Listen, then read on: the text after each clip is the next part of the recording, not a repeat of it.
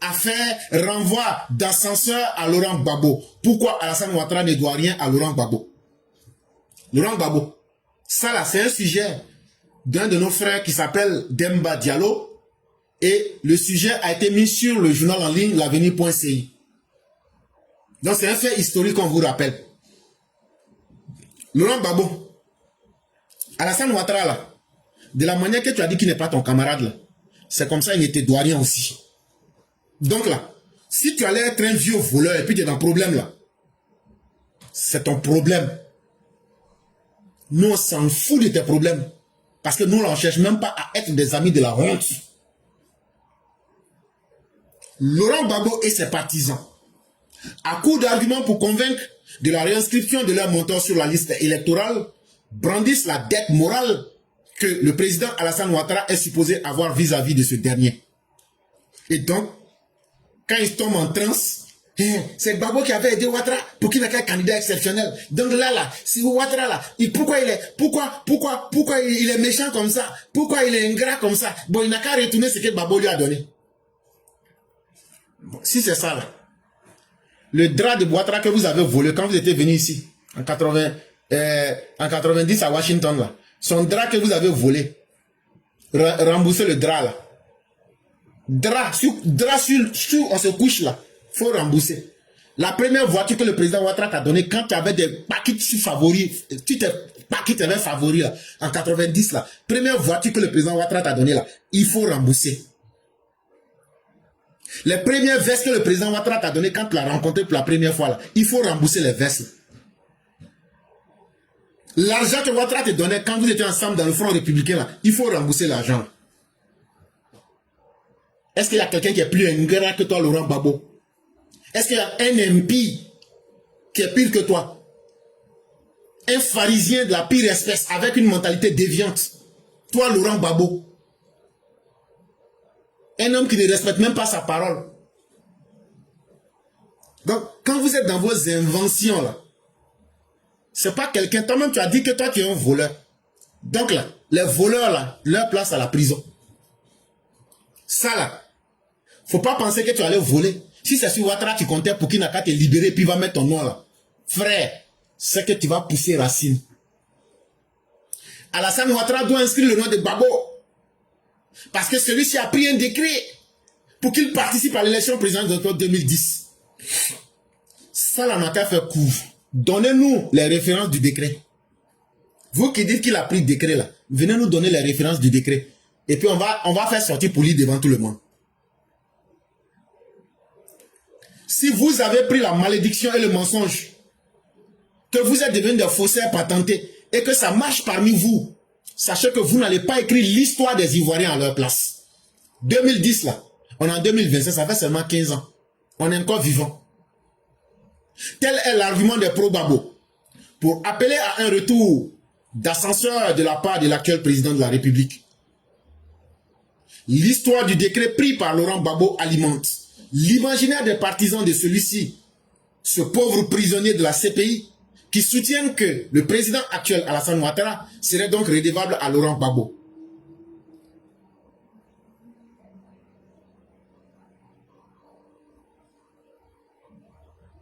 Donc, le décret que vous êtes en train de dire là, faites sortir, et puis on va voir ce décret là.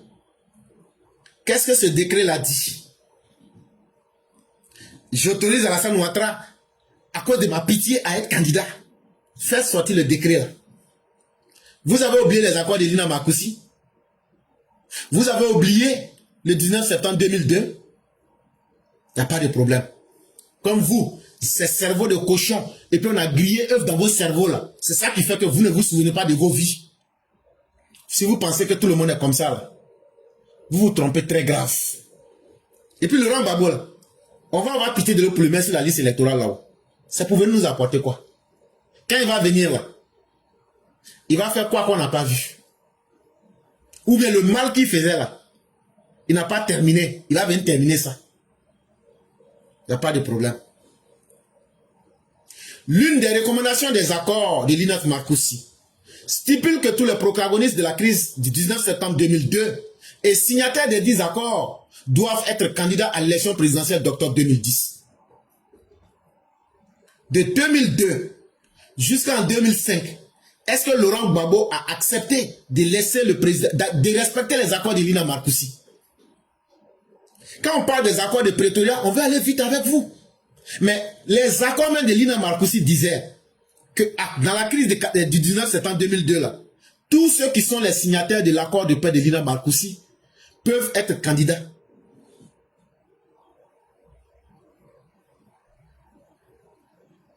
Et donc,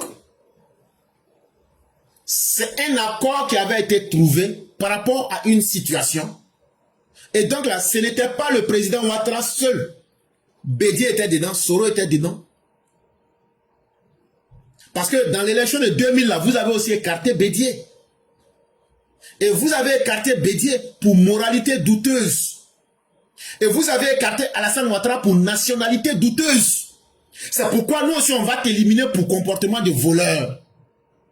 Moralité douteuse, nationalité douteuse.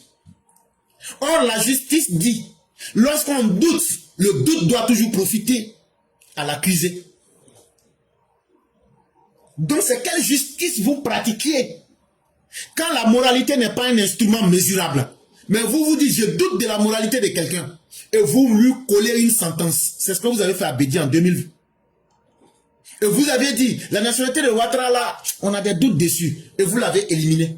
Or, dans toute justice, on dit, quand il y a le doute dans une affaire, là, le doute profite à l'accusé. Donc, vous, votre justice, là, ça ne profitait pas à l'accusé. Vous avez fait ce que vous vouliez. Et aujourd'hui, vous voulez que les autres aient pitié de vous. Les recommandations de Lina Marcoussi sont venues corriger les décisions iniques prises par Laurent Gbagbo et son conseil constitutionnel dirigé par Tia Koné, qui est aujourd'hui décédé.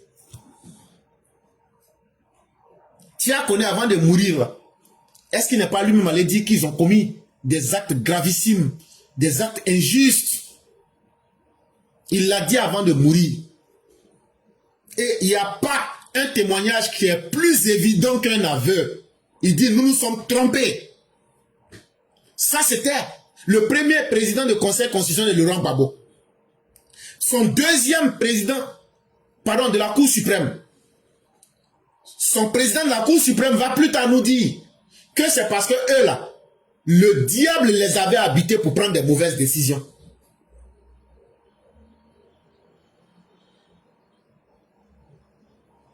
Donc lorsque vous voulez faire preuve de mauvaise foi, pour dire que le président Ouattara doit renvoyer l'ascenseur à Laurent Gbagbo, détrompez-vous. Alassane Ouattara ne doit rien à Laurent Gbagbo. Et l'article 48 que vous voulez occulter là, Laurent Gbagbo lui-même il est inclus là-dedans. Lui-même il est inclus là-dedans. Et c'est pas de gaieté de cœur qu'il l'a fait. C'est parce qu'il avait des gens qui avaient des armes en face de lui. Parce qu'il l'a dit. Il a dit au PDCI que vous là, vous n'avez pas d'armes, je n'ai pas affaire à vous. Donc ce qui pouvait faire peur à Laurent Gbagbo là, c'est ce qu'il avait en face de lui. Ce que nous on vous demande là, faites la même chose pour faire peur à Ouattara. Allez faire une rébellion. Sinon, soulèvement populaire là, comme la ville ça nous appartient tous là, nous on va vous digérer ce jour là. Ce que vous pouvez faire là, allez dire au Mali, Burkina puis Niger, vous formez une armée puis vous attaquez la Côte d'Ivoire. Là comme ça là, quand on aura ce qui nous fait peur là, on va trembler puis on va vous écouter. Donc vous pouvez pleurnicher, vous pouvez chialer, ça n'intéresse personne. Laurent Gbagbo là, c'est parce qu'il avait trouvé garçon en face.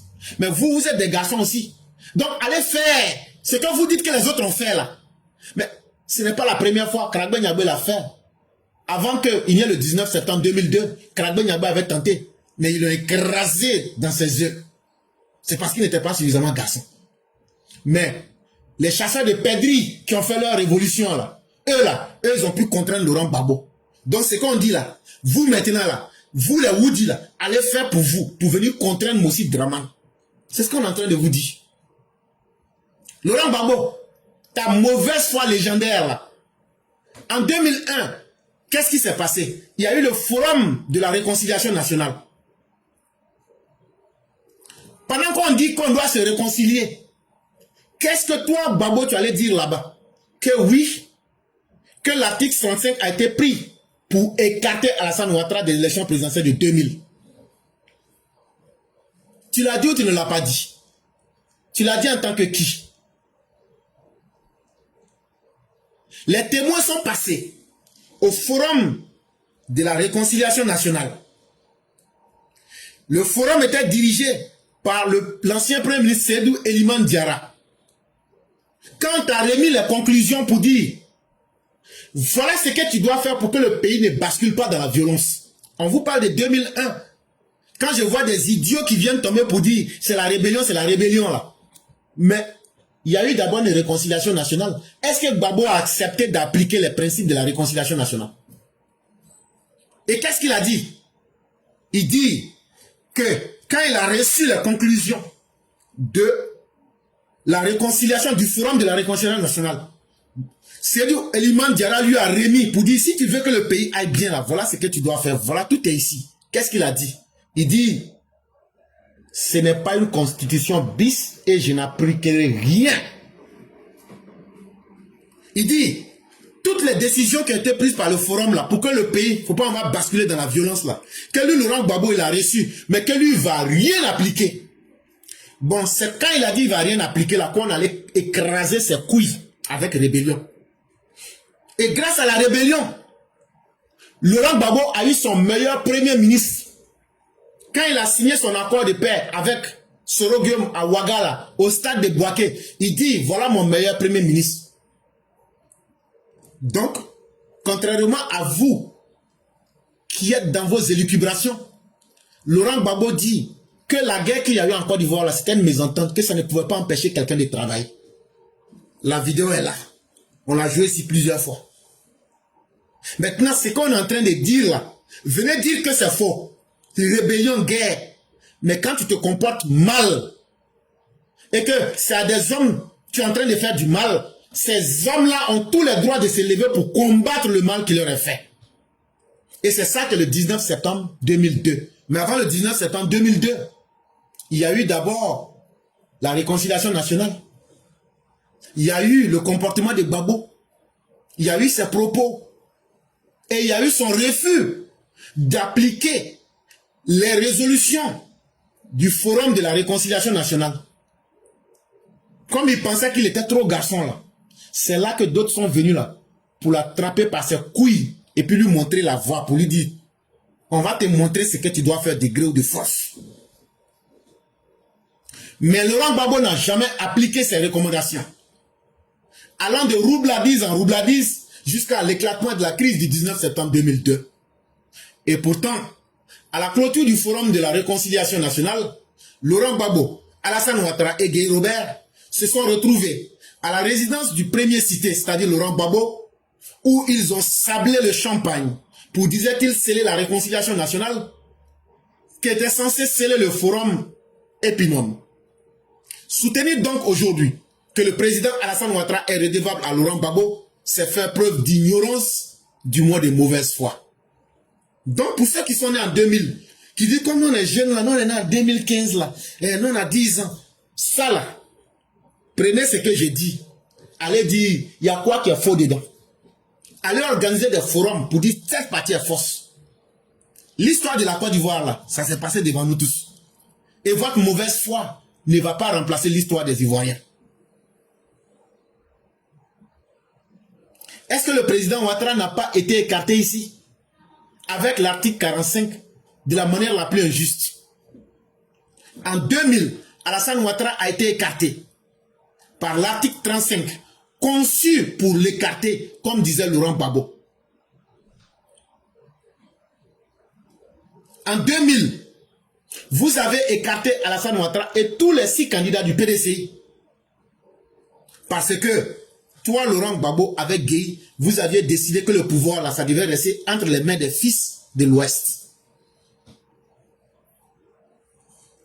Laurent Gbagbo, en 2000, là, au lendemain de ton élection, qui a dit j'ai été élu dans des conditions calamiteuses? Ce n'est pas Gueye, ce n'est pas Ouattara, ce n'est pas Bédié. C'est toi-même qui as prononcé dans ta bouche là que tu as été élu dans des conditions calamiteuses. Ça veut dire quoi? Ça veut dire toutes les étapes de l'élection qui ont conduit à ce que tu sois à la tête du pays. Ça s'est passé de la mauvaise voie. Et qu'est-ce que les gens t'ont demandé? Comme toi-même tu reconnais que tu es venu de façon calamiteuse, pour qu'il y ait la paix, reprenons les élections. C'est à cause de ça que tu as fait charnier. Tu dis pourquoi les gens sont sortis? Il faut qu'on les tue. Et pour la première fois, la Côte d'Ivoire venait d'avoir des charniers. Un charnier, c'est un grand tombeau où vous avez au moins plusieurs personnes, plusieurs cadavres qui sont mis dedans. Et sous l'époque de Gbagbo, là, ça, on n'avait jamais vu ça en Côte d'Ivoire, même à l'époque coloniale. Mais sous l'époque de Gbagbo, là, charnier de Guitronzon, charnier de Yopougon, charnier de Monokozoï, charnier de Djoko et Carrefour. Tout. Et ça, c'est les charniers qu'on a pu voir. Sinon, il y a plusieurs charniers dans l'Ouest. Toi-même, tu l'as dit, que l'élection s'est très mal passée, de façon calamiteuse. Tu as refusé de reprendre. Tu as refusé d'appliquer le forum de la réconciliation. Et tu veux que ce que toi tu as fait là, les autres n'ont qu'à accepter. C'est là, ils ont bien coupé tes couilles. Si ça vous a fait mal là, allez faire votre rébellion en 2025. Ah, donc vous pensez que quand vous aviez écarté les autres là, ça les plaisait quoi? Donc vous pensez que quand vous avez écarté les autres là, eux n'ont pas de sentiments quoi? Quand je vois des idiots comme Boga Sako, un sac vide qui prend aujourd'hui le titre vide de société civile et qui se lève pour dire Alassane Ouattara doit renvoyer l'ascenseur à Gbagbo. Ah, ton affaire de société civile là, pour mentir là, ça marche plus. Tu demandes maintenant pardon à Ouattara. Bon, on fait pas. Le gars qui t'a débait dans le débat en moins d'une minute là, éclaireur pro vérité, c'est lui qui te parle. Celui qui a pris marteau sur toi là, dans le débat là. Et puis il t'a mis jusqu'à tu as fui pour dire que tu t'en vas à l'église là. C'est moi. J'ai dit, si tu es venu, on dit que tu es aux États-Unis, et puis tu sais maintenant tu demandes pardon à Ouattara là, c'est déjà tard. Tu es en train de montrer ton ignorance face à la réalité. Mais tu demeures logique dans ta mauvaise foi. Laurent Gbagbo là, il n'est pas inscrit sur la liste électorale parce qu'il a volé l'argent de la BCEAO. Il a volé 300 milliards. Quand on l'a jugé là, on a ajouté 29 milliards dessus comme amende. Actuellement là, il doit 329 milliards à la Côte d'Ivoire. S'il paye les 329 milliards là, on va construire école, route, tout. Il n'a qu'à envoyer l'argent là. Parce que en volant cet argent, l'État a remboursé. Et c'est l'argent des Ivoiriens qu'on a pris pour rembourser. Donc là, au lieu de demander pardon là, même au village là, avant de pardonner quelqu'un, on lui dit, quand on va faire sacrifice. Que Gbagbo fasse le sacrifice de nous renvoyer notre argent. Quand il va venir déposer l'argent dans ma mallette, pour dire voilà votre argent, on va dire bon, ok. Il faut aller t'inscrire. Donc le problème de Gbagbo là, ce n'est pas Ouattara. C'est un problème avec sa conscience. Et un problème avec sa propre dignité. S'il est digne, il n'a qu'à payer l'argent des Ivoiriens. Vous mélangez la CPI, que Gbagbo a été acquitté par la CPI. Ça, c'était sur le plan national. Vous n'entendez pas Cour pénale internationale. Et pourquoi? Pour des faits liés aux exactions de la crise post-électorale. On a 1001 fois expliqué ici pourquoi Laurent Gbagbo s'est retrouvé à la CPI pour crime contre l'humanité. Et non pour le braquage de la BCEAO. Si vous aimez le vote Laurent Gbagbo là, c'est votre droit. Mais pour nous autres là, Laurent Gbagbo là, même un verre de terre est mieux que lui. Il a été acquitté par la CPI. Ça c'est une vérité. Mais la décision de la CPI ne peut pas effacer une décision de la justice ivoirienne. Surtout que cette justice ivoirienne avait des comptes à rendre à l'UEMOA et à la BCEAO. Laurent Gbagbo a été acquitté à la CPI pour insuffisance de preuves. Ça veut dire, ils n'ont pas trouvé autant de preuves qu'ils souhaitaient, au-delà de tout doute raisonnable. C'est pourquoi ils ont dit, comme on n'a pas eu le nombre de preuves que nous voulons, ils ont voté et un certain nombre de juges ont dit, laissons-la faire. Ça ne veut pas dire que c'était par manque de preuves. On dit qu'il n'y en avait pas comme on voulait. Cela ne veut pas dire qu'il n'y en avait pas. C'est pourquoi quand Blé Goudé est parti dire, comme vous nous avez condamné, donnez-moi l'argent comme pour m'indemniser. Les gens lui ont rappelé que c'est par insuffisance de preuves. Sinon, il y a des preuves contre vous. Donc là, Laurent Gbagbo jusqu'à aujourd'hui n'est pas innocent. Il n'est pas innocent. Il n'est ni innocent des crimes qui lui sont reprochés à la CPI. C'est seulement que les preuves n'ont pas atteint ce que les juges voulaient. Et Laurent Gbagbo est régulièrement condamné pour avoir volé l'argent à la BCEAO. Donc, la décision de la CPI ne peut pas effacer les péchés de Laurent Gbagbo. La CPI ne dit pas qu'il n'est pas coupable. La CPI dit simplement que sa culpabilité là, le niveau que eux voulaient là, c'est ça, eux n'ont pas eu. C'est tout. Donc, les accusations de crimes contre l'humanité là, au nom de la compétence universelle, le Burkina, le Mali, n'importe quel pays peut se lever, prendre aujourd'hui ces citoyens qui ont été assassinés là, et puis repoursuivre à nouveau Laurent Gbagbo. Les mêmes crimes d'accusation contre l'humanité là, chaque pays peut se saisir, utiliser leurs tribunaux pour poursuivre Laurent Gbagbo. Si vous ne savez pas, on va vous dire ça pour ajouter dessus. Si vous pensez que votre ver de terre, qui est un Dieu pour vous là, qu'il est sauvé là, vous vous trompez. Si vous pensez que son comportement plaît à des gens, vous vous trompez. Votre Laurent Gbagbo, de toute façon, il énerve les gens, vous ne savez pas. Vous la gloire là, c'est ce que je vous dis. Tellement vous énervez les gens, vous pensez que les gens vous regardent, ils vous aiment. Mais le jour qu'on va vous attraper, c'est ce jour-là vous allez savoir que la haine là, on ne met pas ça dans le bassin Gbagbo pour se promener avec, c'est dans le cœur.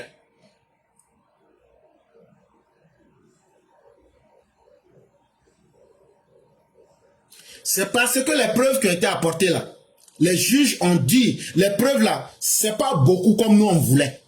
C'est ce qu'ils ont appelé preuves exceptionnellement insuffisantes. Mais prendre une décision de deux coups de justice qui sont complètement différentes, vouloir obombrer vos militants, matagraboliser vos militants, pour raconter des carabistouilles, ça se limite à la porcherie publique d'Abidjan.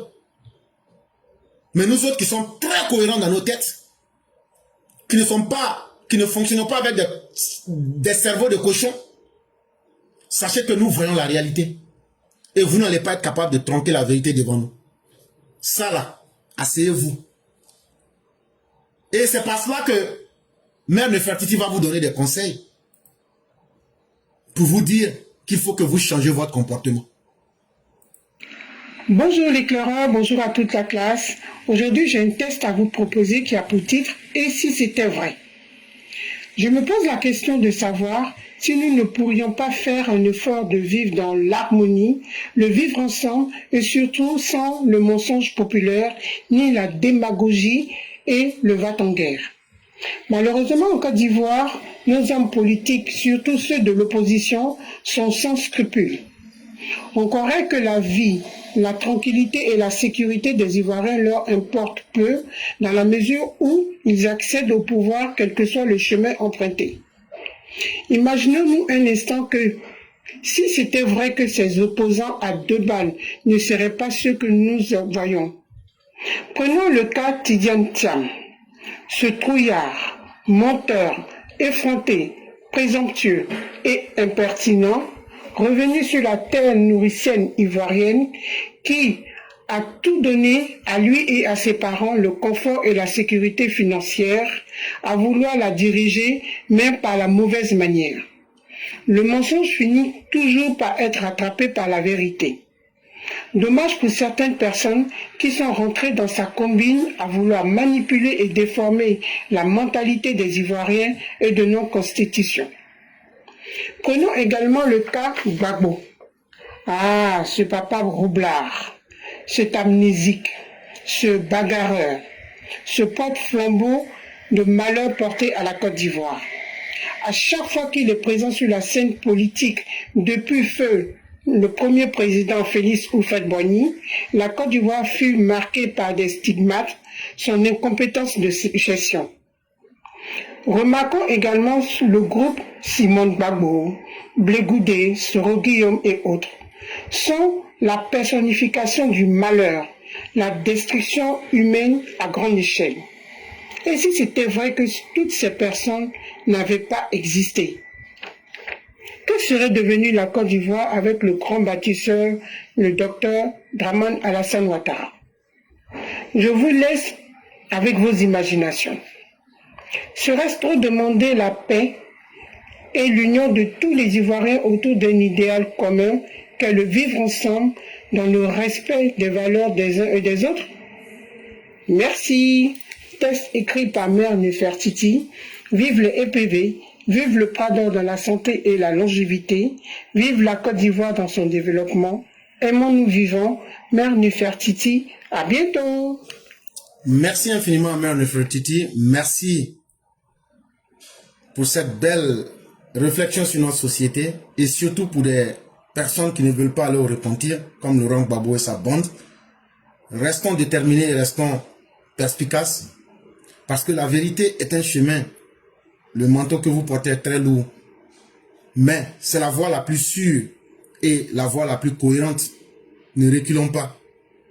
C'est triste quand on voit des gens qui ont décidé et qui disent haut et fort que eux ils aiment leur peuple et eux ils veulent aider leur peuple, mais c'est pour niveler le peuple vers le bas.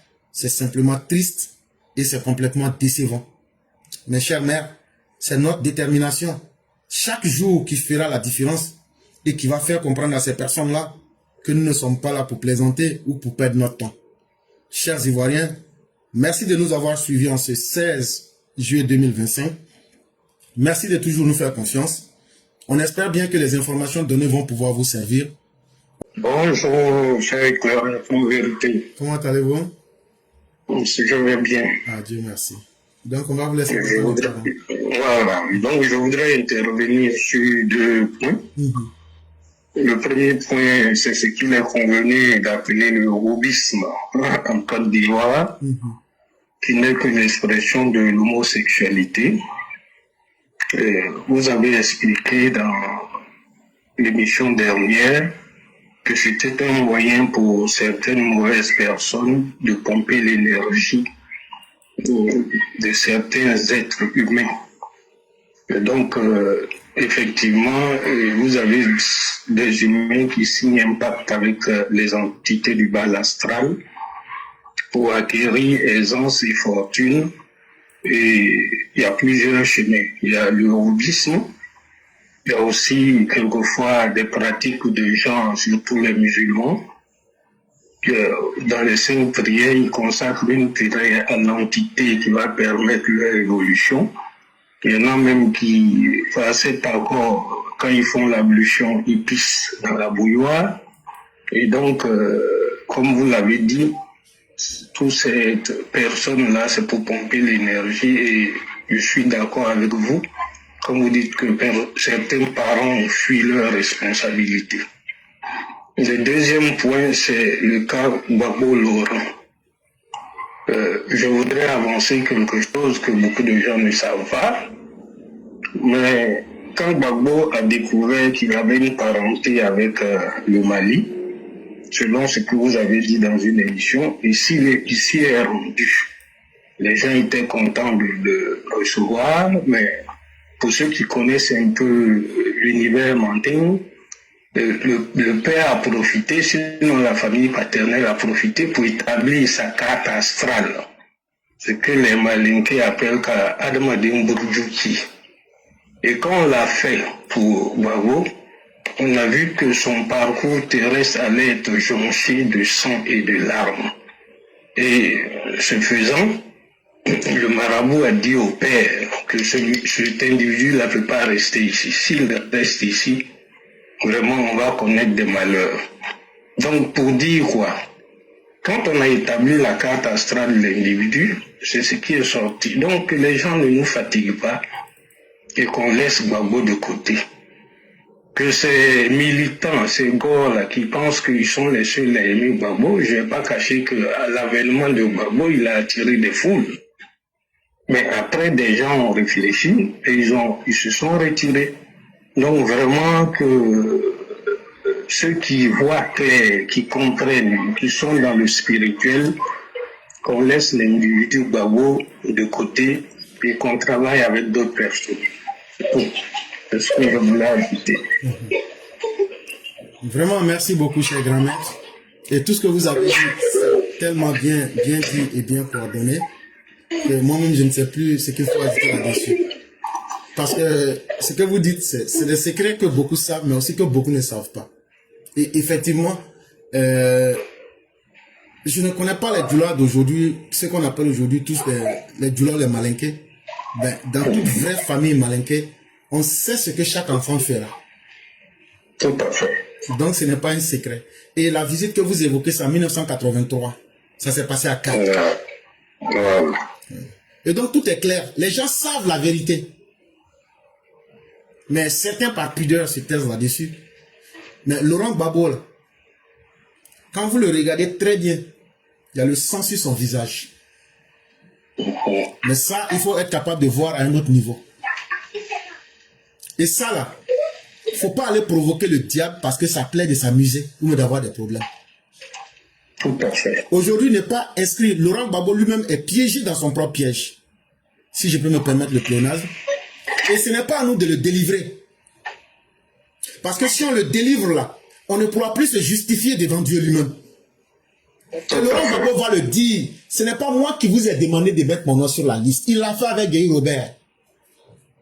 Il a blagué Guy Robert. Quand il a bien Guy Robert, il dit, mon ennemi c'est toi maintenant. C'est avec toi je vais aller, je dois te battre aux élections. En ce moment, il avait déjà cerné. Laurent Gbagbo, il ne va pas aller aux élections, c'est pas là. Il va aller aussi aux élections, c'est pas là. Donc ce qui est mieux là, on n'a qu'à le laisser avec ses problèmes de justice. Là, quand il va nous provoquer, là, on le mate et puis on le jette en prison.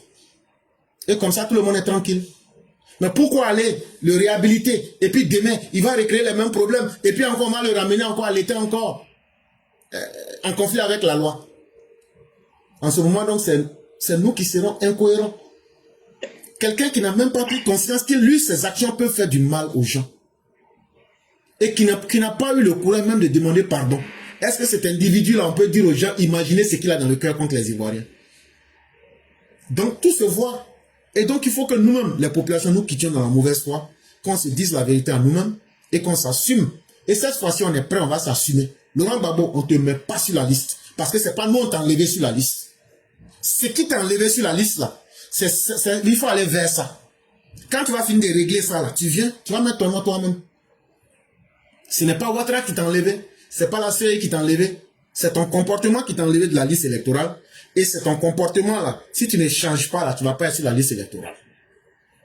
Vraiment, merci beaucoup, cher père. Voilà, parce que j'ai le sentiment que le Kidam veut mourir en martyr. Mais on va pas lui offrir voilà, on va pas lui offrir cette occasion-là. Il sera détruit par ses propres méfaits. Voilà. Justement. Vraiment, merci beaucoup. Il n'y a pas de quoi. Et à la prochaine. Merci beaucoup.